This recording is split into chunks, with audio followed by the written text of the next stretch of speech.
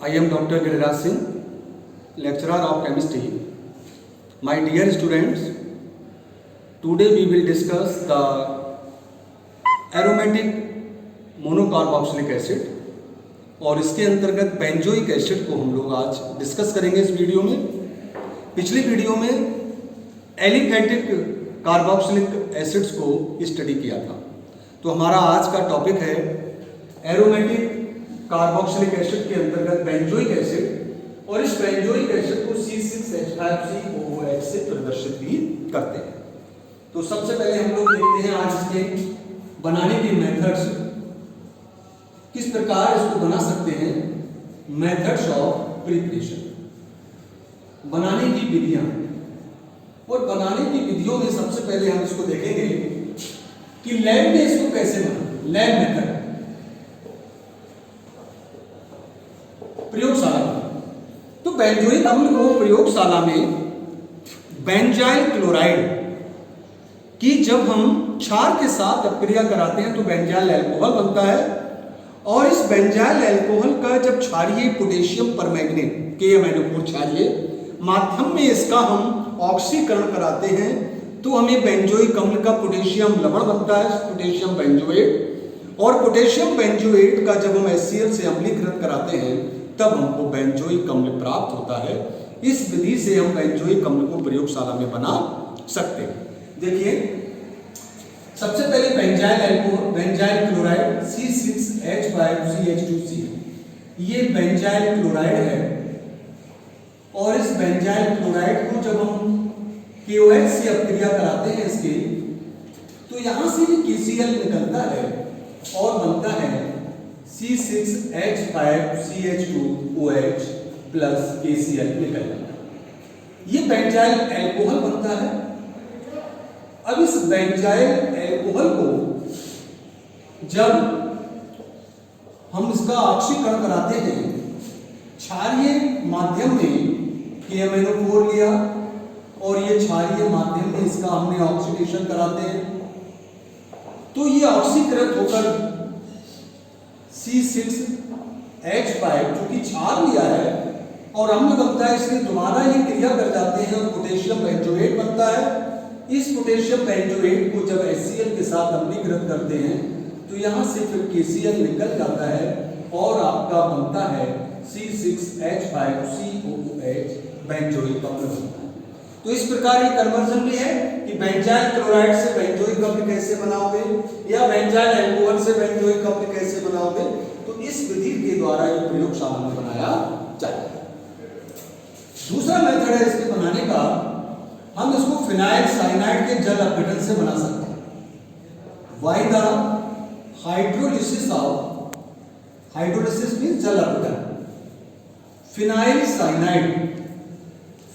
Cyanide के जल अपघटन द्वारा। जब हम फिनाइल साइनाइड का खनिज अम्ल की उपस्थिति में जल अपघटन कराते हैं, C6H5Cl लगता है, ट्वाइस H2O, यहाँ पर सल्फ्यूरिक अम्ल ले लीजिए, की उपस्थिति में जल अपघटन कराते हैं तो यहाँ से ये टूटता है।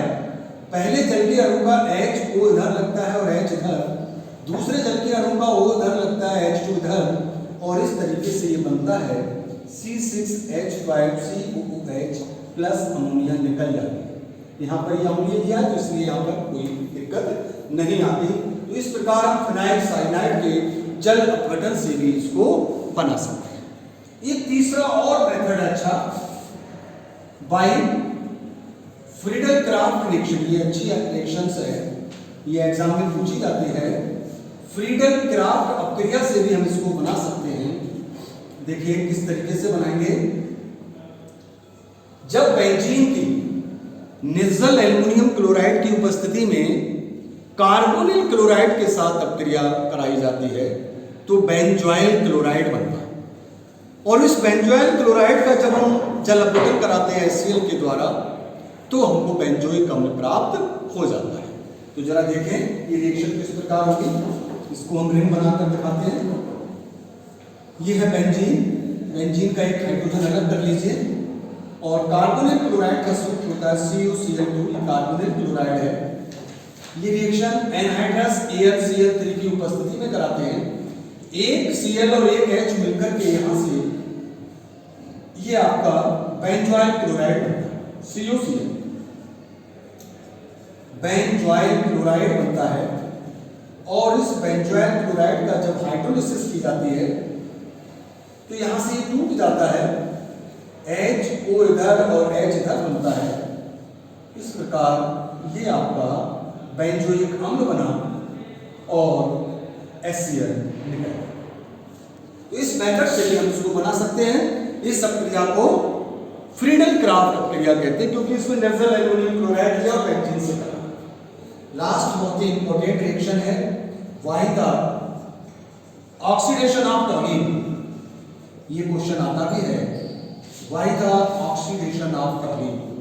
टॉलिन को ही हम मिथाइल बेंजीन कहते हैं।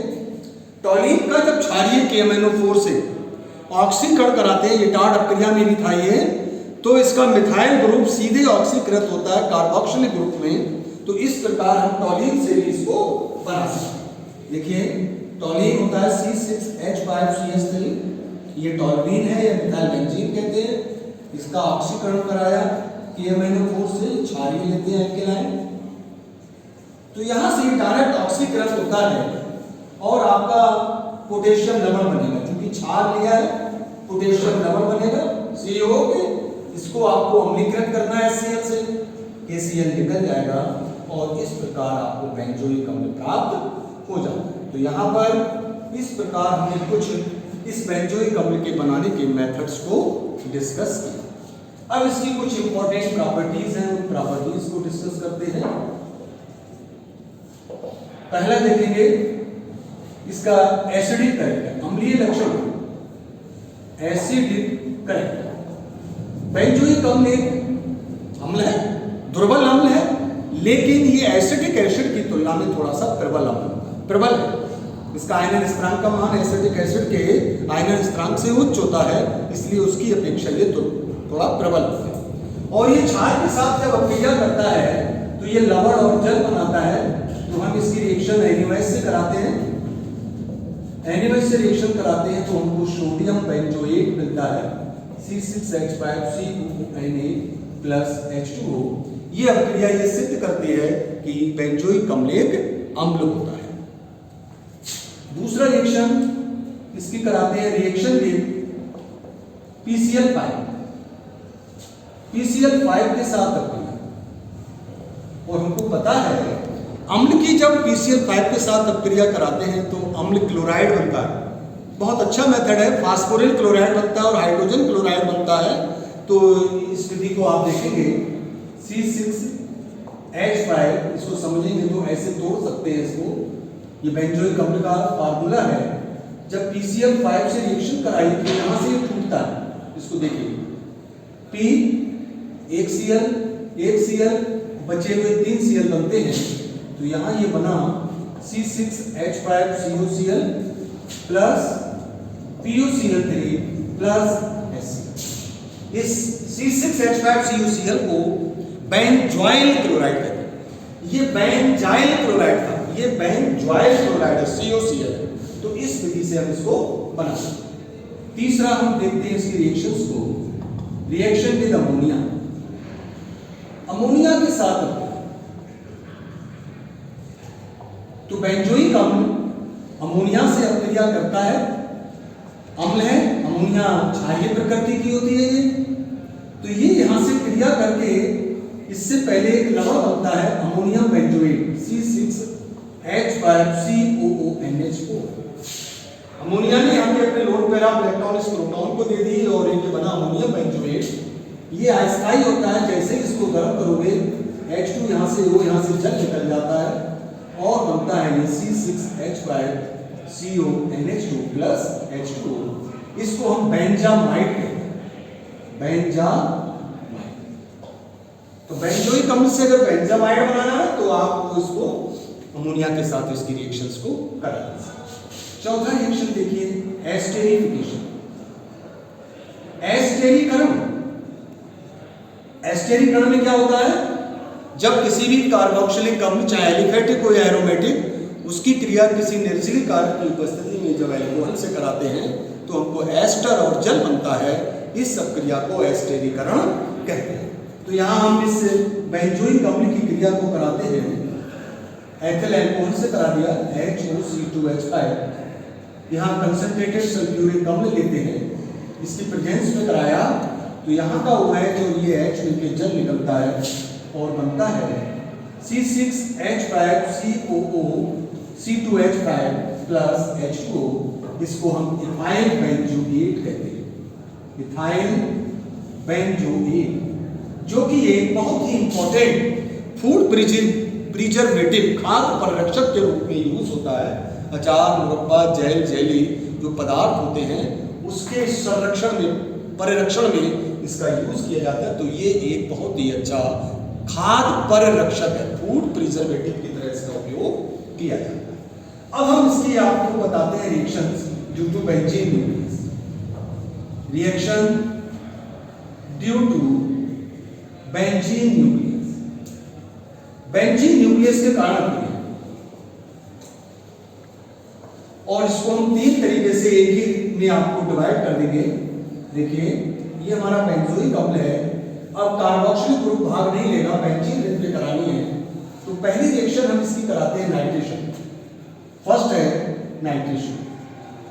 नाइट्रेशन में क्या होता है, जब बेंजोइक अम्ल की क्रिया सांद्र नाइट्रिक अम्ल के साथ सांद्र सल्फ्यूरिक अम्ल की उपस्थिति में की जाती है तो इसका एक हाइड्रोजन NO2 ग्रुप से हटता है और ये कार्बोक्सिलिक ग्रुप मेटा डायरेक्टिंग है, इसलिए ये जो NO2 ग्रुप लगेगा ये मेटा पोजीशन पर लगता है और ये बना COH NO2 प्लस H2O निकल जाता है, मेटा नाइट्रो बेंजोइक अम्ल बना। तो इस अभिक्रिया को हम नाइट्रेशन कहते हैं। दूसरा है रिएक्शन सल्फोनेशन, बी सल्फोनेशन, सल्फोनीकरण। जब बेंजोइक अम्ल की क्रिया सघूम सल्फ्यूरिक अम्ल से की जाती है, फ्यूमिंग H2SO, जब सघूम सल्फ्यूरिक अम्ल से करते हैं तो इसका एक H सल्फोनिक ग्रुप से हटेगा और आपका बनेगा COH SO3H। Meta sulpho benzoic acid, इसका नाम है मेटा सल्फो बेंजोइक अम्ल बनता है। और तीसरा हम देखेंगे इसका हेलोजनेशन। हेलोजनेशन में इसका क्लोरीनीकरण करते हैं, क्लोरीनेशन। तो जब इसकी क्रिया अंधेरे में इन डार्क की जाती है, हेलोजन वाहक लिया आयरन की उपस्थिति में जब क्लोरीन के साथ क्रिया कराते हैं, ये अब क्रिया अंधेरे में होगी, हेलोजन वाहक होगा जो आयरन लिया है, क्लोरीन के साथ जब क्रिया कराते हैं तो यहाँ का एक H एक Cl ग्रुप से हटता है और बनेगा आपका मेटा क्लोरो बेंजोइक अम्ल। यहाँ पर आपका H2O निकल जाता है, क्लोरो बेंजोइक। तो इस प्रकार ये इसकी कुछ इंपॉर्टेंट रासायनिक प्रॉपर्टीज थी, केमिकल प्रॉपर्टीज, और इसके साथ ही हमारा ये बेंजोइक अम्ल समाप्त होता है और ये यूनिट 12 भी समाप्त होता है। Thank you.